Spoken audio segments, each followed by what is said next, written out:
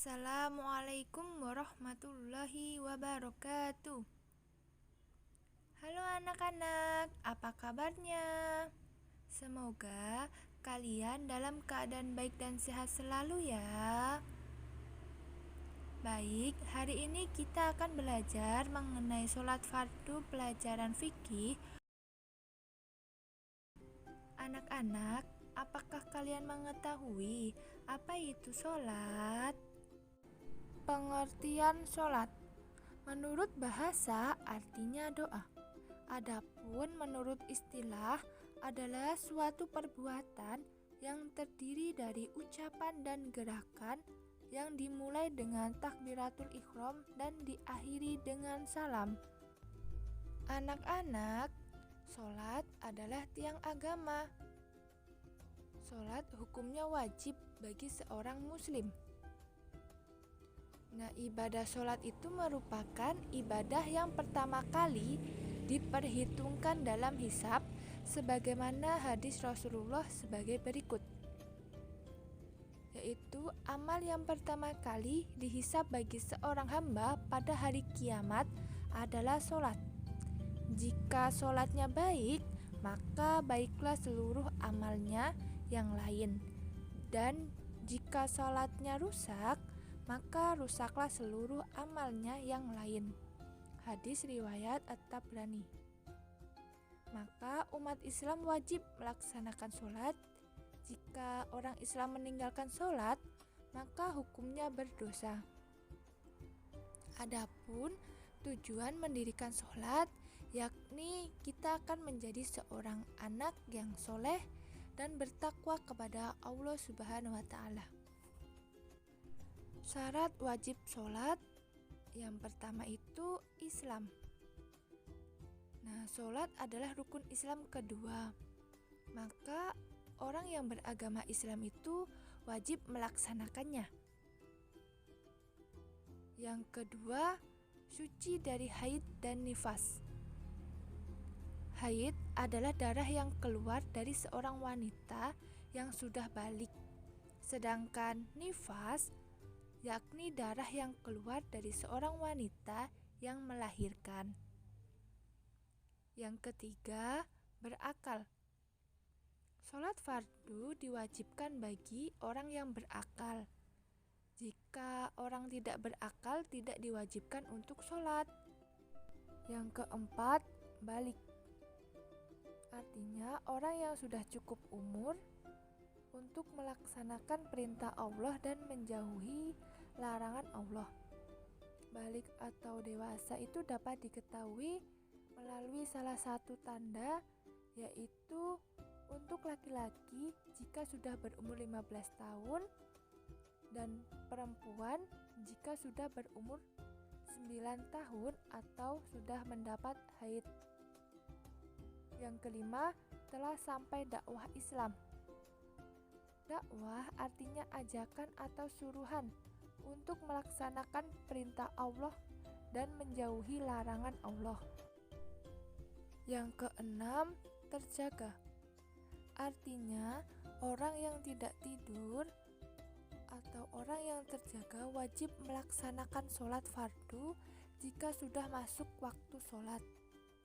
Adapun untuk orang yang tidur itu tidak wajib sholat, begitu juga dengan orang yang lupa.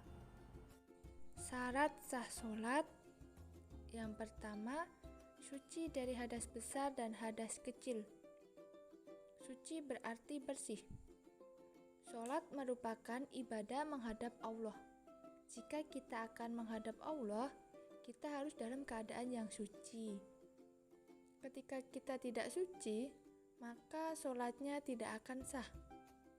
Begitu juga saat melaksanakan sholat, kita harus suci dari hadas besar maupun hadas kecil. Bersuci dari hadas besar yakni dengan mandi, sedangkan bersuci dari hadas kecil dengan berwudu. Yang kedua, suci badan, pakaian, dan tempat. Ketika kita melaksanakan sholat, periksalah kebersihan badan, pakaian, tempat untuk sholat, dan pastikan semuanya bersih dari najis. Yang ketiga, menutup aurat. Ketika sholat, kita harus menutup aurat ya anak-anak. Aurat ditutup hingga tidak atau yang menghalangi terlihatnya warna kulit. Menutup aurat wajib bagi laki-laki dan perempuan. Aurat laki-laki antara pusar sampai lutut, dan aurat perempuan seluruh badannya kecuali muka dan telapak tangan. Jika aurat kalian terlihat, maka sholatnya tidak akan sah. Yang keempat, mengetahui masuk waktunya sholat. Artinya, tidak sah bila dikerjakan belum masuk waktu sholat atau telah habis waktunya. Waktu sholat ditandai dengan azan. Ketika sudah mendengar azan, maka bersegeralah untuk sholat. Yang kelima, menghadap kiblat. Kiblat adalah arah menghadap ketika kita sholat. Kiblat umat Islam adalah Ka'bah. Ka'bah merupakan titik pusat kiblat umat Islam.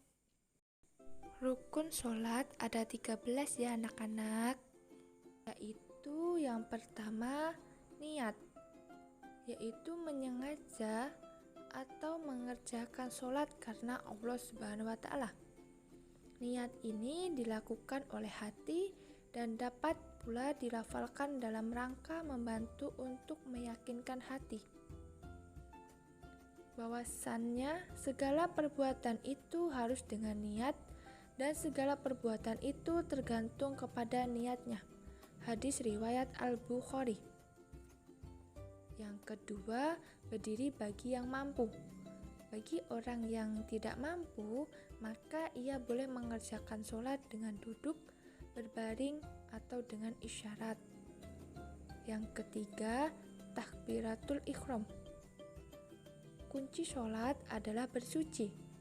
Pembukaannya adalah dengan membaca takbir dan penutupnya adalah dengan membaca salam.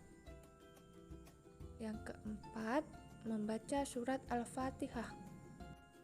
Yang kelima, ruku dan tumakninah. Maksudnya adalah membungkukkan badan hingga punggung menjadi sama datar dengan leher, dan kedua tangannya memegang lutut dalam keadaan jari terkembang dengan tenang. Sholat tidak cukup bila seseorang tidak meluruskan punggungnya pada waktu ruku dan sujud. Hadis riwayat 5 ahli hadis. Yang keenam, iktidal dengan tumakninah. Maksudnya ialah bangun dari ruku dan kembali tegak lurus dengan tenang. Dan jika ia mengangkat kepalanya dari ruku, ia berdiri lurus sehingga kembali setiap ruas punggung ke tempat semula. Hadis riwayat Al-Bukhari dan Muslim. Yang ketujuh, sujud 2 kali dengan tumakninah.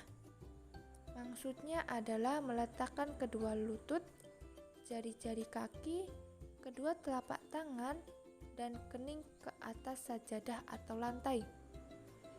Nabi SAW memerintahkan supaya sujud itu pada 7 macam anggota dan agar tidak merapatkan rambut dan kainnya sewaktu sujud, yaitu kening, kedua telapak tangan, kedua lutut, dan jari-jari kaki. Hadis riwayat Muslim. Yang kedelapan, duduk di antara 2 sujud dengan tumakninah. Maksudnya adalah bangun kembali setelah sujud yang pertama untuk duduk dengan tenang.